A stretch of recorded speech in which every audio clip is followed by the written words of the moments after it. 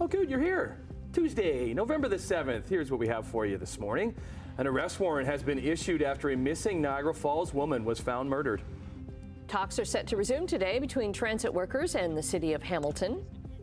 And Martha Stewart is inviting fans to stay with her for a Thanksgiving-inspired getaway. All right.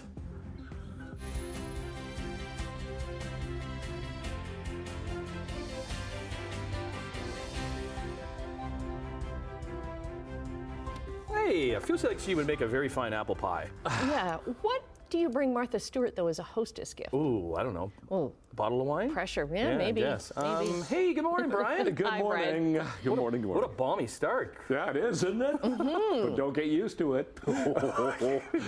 What a change coming later on today as the cold front goes today. through. Oh, yeah, today. Oh, yeah, today. Because today, right now, I mean, we were 12 earlier this morning, 12 degrees to start the day. We're sitting at 11 right now, but we're going to drop to 3 later this afternoon. Yeah, so that cold front goes through. I brought my jacket with me. I wasn't wearing it. I brought it. Good plan. The winds are going to shift around and become quite cold from the west, so that's going to pull in some colder air. And so 3 degrees later on today. Dress for that, not for what we have this morning.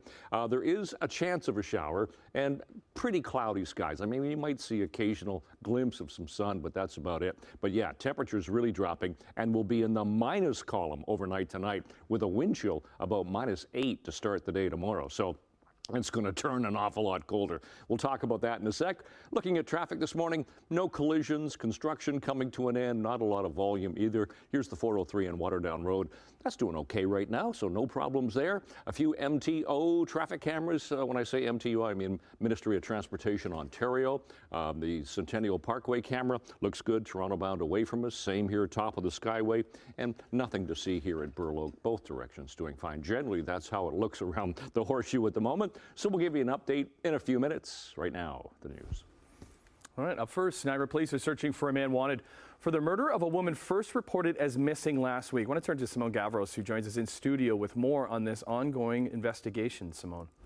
Hi, good morning, Tim. Yes, that's right. Niagara police have confirmed that the body of a woman found in Niagara Falls last week has been identified as 43-year-old Tennille Olivia King. Now, King was reported missing last week and was last seen on October 25th in the area around Stanley Avenue near McLeod Road. Police were investigating a wooded area over the weekend where her body was found on Friday during the ongoing investigation that has been taken over by the homicide unit in Niagara. 46-year-old David Matthew Brown of no fixed address is now wanted on a Canada-wide warrant for second-degree murder in connection with her death. Brown is described as a white man, 5'11", 170 pounds, with blue and hazel eyes and tattoos on his left arm. He was last seen in Sudbury on Saturday, a day after King's body was recovered. Police say he was last seen wearing brown construction overalls, a black plaid sweater, black rubber boots, and carrying a brown military-style backpack. He's known to live a transient lifestyle. Now, Brown is considered to be dangerous. Anyone who sees him is asked not to approach him and contact police immediately. Annette, I'll send things over to you. Thanks very much. Well, Halton police are investigating the cause of a deadly crash in Oakville. It happened yesterday afternoon at a Highway 403 off-ramp and Dundas Street. Police say a 17-year-old driver coming off the highway collided with 2 vehicles. The 72-year-old driver of the second vehicle hit was killed. 3 other people were sent to hospital. Now, police say there's no indication that impairment or speed play a factor in this crash, but officers are investigating the possibility that there had been a medical event. Well, talks are set to resume today between the city and Hamilton's transit workers with an HSR strike set for Thursday. Unionized workers voted 94% to reject the city's latest offer over the weekend. The 4-year contract offer would have seen a 3.75% wage increase in 1 year with a 3% increase in each of the following years. Now, the president of the local amalgamated transit union says workers, they deserve more. We've asked for wage increases of about 4% and a market adjustment, similar to the raise that they gave the non-union staff. We have about 1,100 non-union staff who are earning between $120,000 and $160,000 a year. So DART services will not be affected by this strike if it happens. The city says it's working on ways to make other forms of transportation more accessible if the strike goes ahead on Thursday. Hamilton MPP Sarah Jama says Canada is complicit in crimes against humanity. She made the remarks at a pro-Palestinian rally in front of Hamilton City Hall. We're gathered here with people from all walks of life to demand that Justin Trudeau use his power to push for a ceasefire and end Canada's complicity in Israel's crimes against humanity. This is one of the first times that Jama has appeared publicly as an independent MPP after she was removed from the provincial NDP caucus and censured in the Ontario legislature for her pro-Palestinian remarks on the Israel-Hamas war. Now, the National Jewish Organization, B'nai B'rith, says politicians like Jama should be trying to calm tensions. We need people of good conscience, but in particular, those who claim to be elected leaders in our democracy to be standing strong against terrorism. That message was missing. In a Twitter post over the weekend, Jama says she plans to challenge the censor motion against her at Queen's Park. Hamilton City Council is hearing from residents on what the city should prioritize in next year's budget. Hamilton homeowners could potentially see a 14.2% municipal tax increase next year if council can't find areas to cut down the budget. Some of the issues that have been brought forward are the housing crisis, encampments, and support for tenants who are renting. Hamilton Council intends to approve its budget on December 13th and the tax operating budget on February 15th of next year. And Hamilton's largest film and arts facility, Eon Bayfront Studios, wants to get even bigger, but it needs help from the city. The arts and film company near Hamilton's West Harbour is where TV shows and movies are produced. Eon's co-founder says work has slowed down a little because of the actors' strike in the U.S., but a big project is set there for January. The owners are hoping to generate public support for future facilities that they want to build on city-owned land at nearby Barton and Tiffany, where the West Harbour GO train station is. A proposal will be coming to City Council this month. All right, into Sportsline we go. Let's start with the Maple Leafs, who've hit some struggles as they welcome Tampa into town, hoping to avoid a fifth straight loss. And actually, they were down by 3 at the end of the first, but mounted a comeback and did this in overtime. Into the zone and now throws back where he finds Morgan running for scores! Kelly Yarncroke, your overtime hero tonight. Callie Yarncroke, the hero at the bank, as he scored the OT winner. A nice setup for Morgan Riley and Willie Nylander to escape with a 6-5 win for the Leafers. They were able to overcome Tampa, scoring 4 goals in the first and chasing Ilya Samsonov from the net.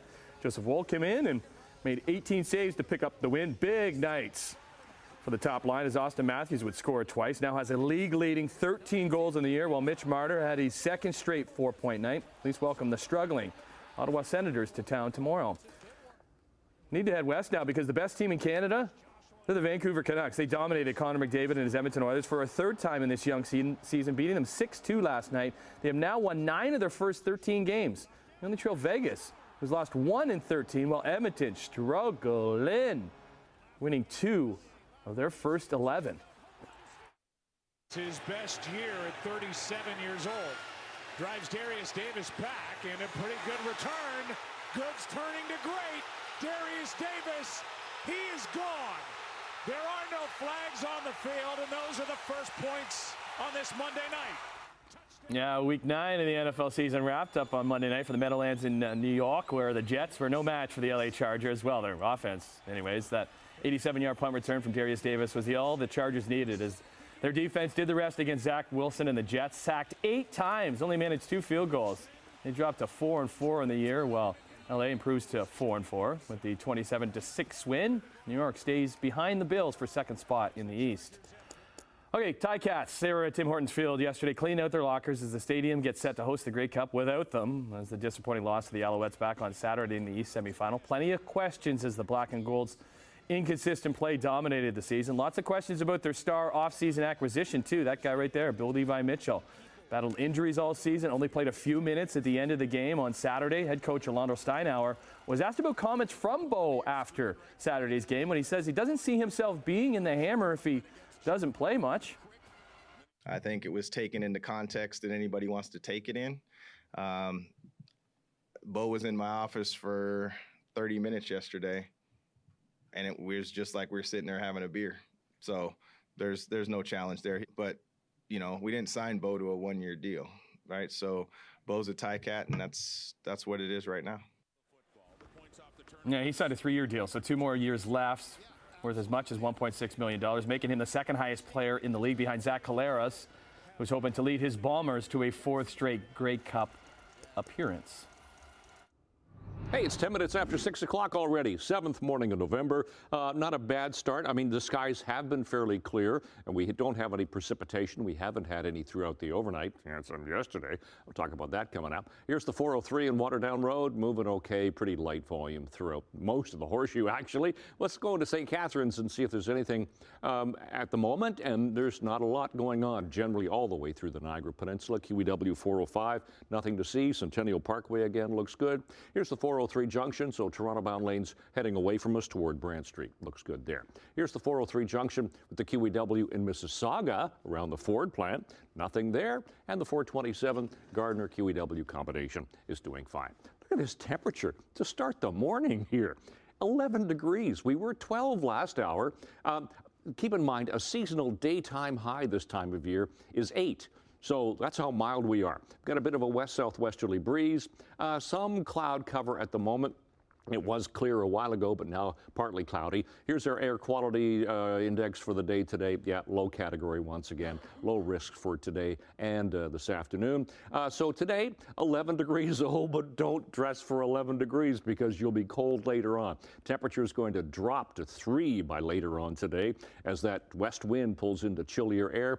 Mostly cloudy sky today. I mean, we're looking at maybe a bit of sun, but generally there's a chance of a shower. Cold front going through today, pulling in the chillier air behind it, and that's what's going to drop our temperatures not only today, but it's going to be a cold night tonight.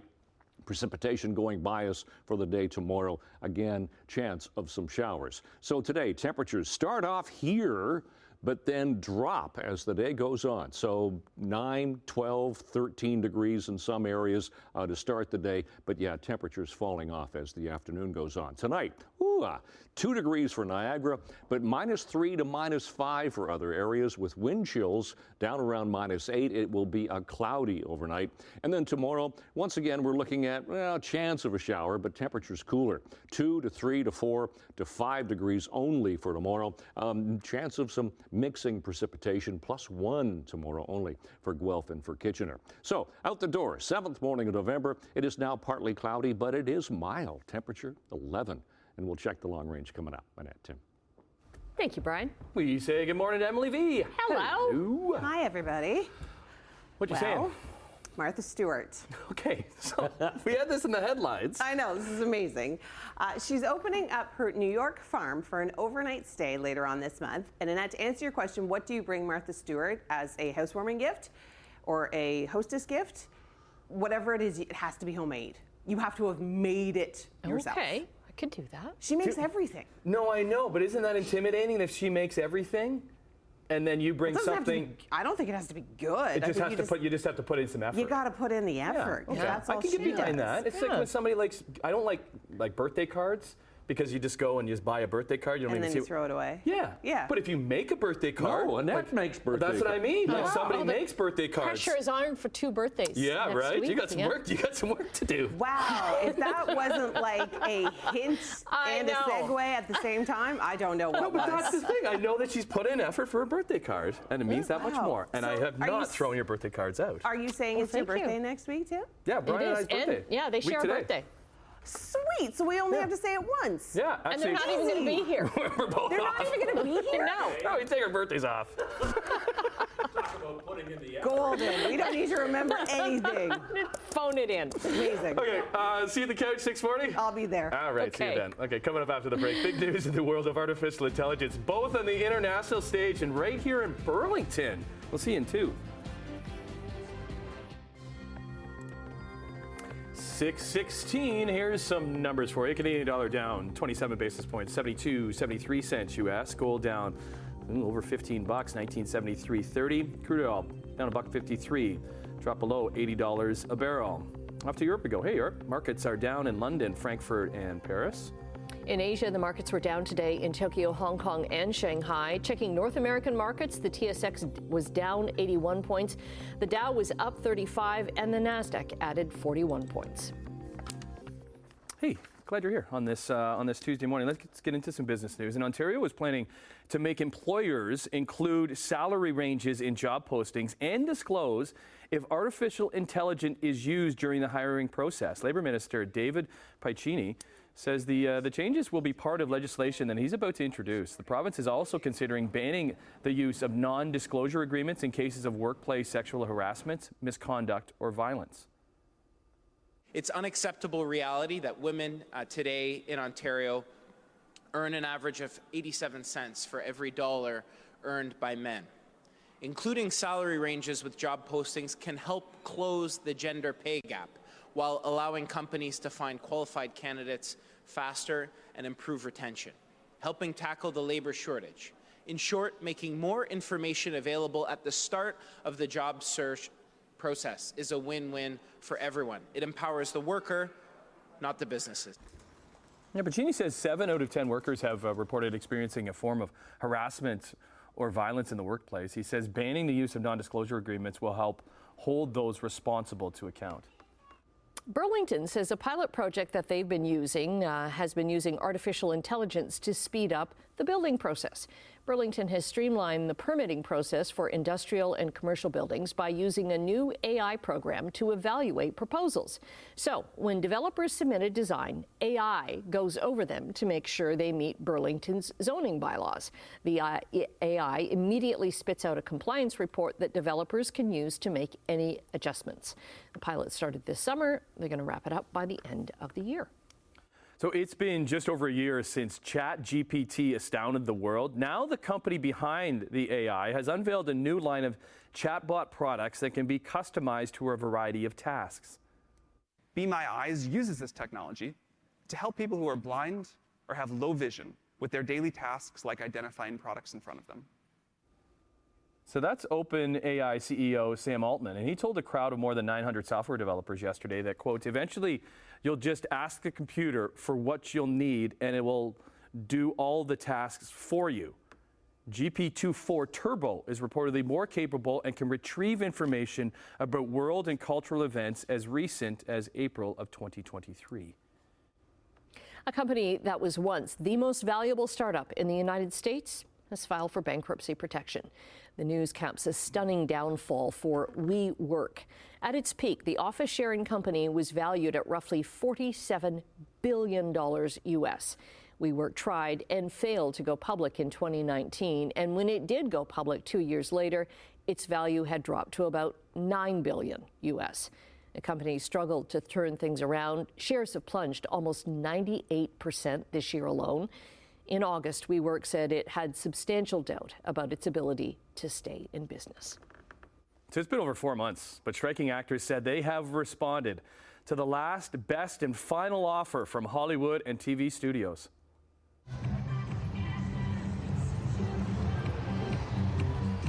We know that guy. That was Jack Black. Yesterday, SAG-AFTRA members were on the picket lines, including Jack Black, in front of the Netflix offices in Hollywood. So the union says there are several essential items the two sides have yet to agree on, such as restrictions on the use of artificial intelligence. That's been a real theme through our business news, hasn't it? Currently, the two sides are quickly working to resolve the strike in time to save the remainder of the winter television season. Despite the anticipation for a deal, 5,000 SAG-AFTRA members signed an online petition urging a hard line in negotiations towards a final agreement. Still unclear when that deal will be reached. Hey, we're taking a break right now. Texting me this morning. Yeah. It's my wife. You want to share with the class? Saying good morning. Oh, good morning, Liz. Yeah, good morning. Okay. Morning to you. Bright's going to be back with your traffic and your 7-day forecast. Say hello to him. Okay, will do.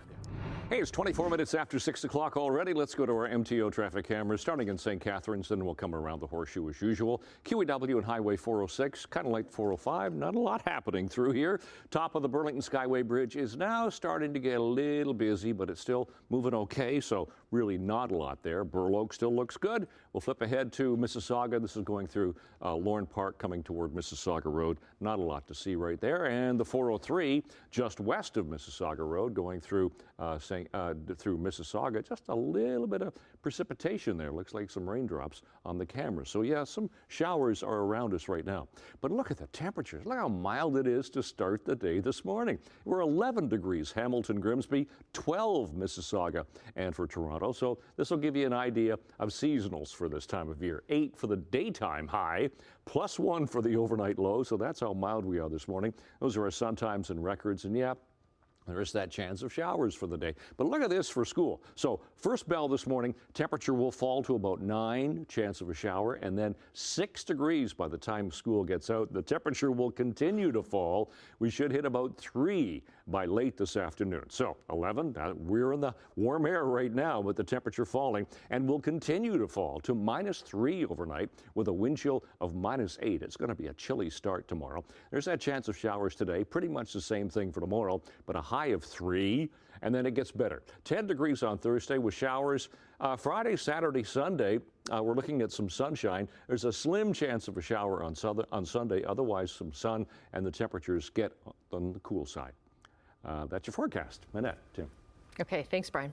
So there's a new theory on the Earth's creation, and it may answer a big question scientists have had for a very long time. So they have widely agreed that an ancient planet likely smashed into Earth as it was forming, spewing debris that formed our moon. It's called the giant impact hypothesis.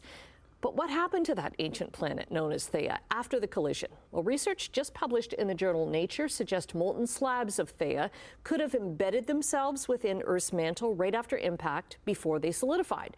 So that means portions of the ancient planet could rest about 2,900 kilometers below Earth's surface. Geophysicists say this could explain 2 giant masses that were detected in the 1980s, blobs that are each larger than the moon. That's what we talk about when we have our coffee in the morning. That is some nerdy stuff for 6:26 in the morning. Whoa, man.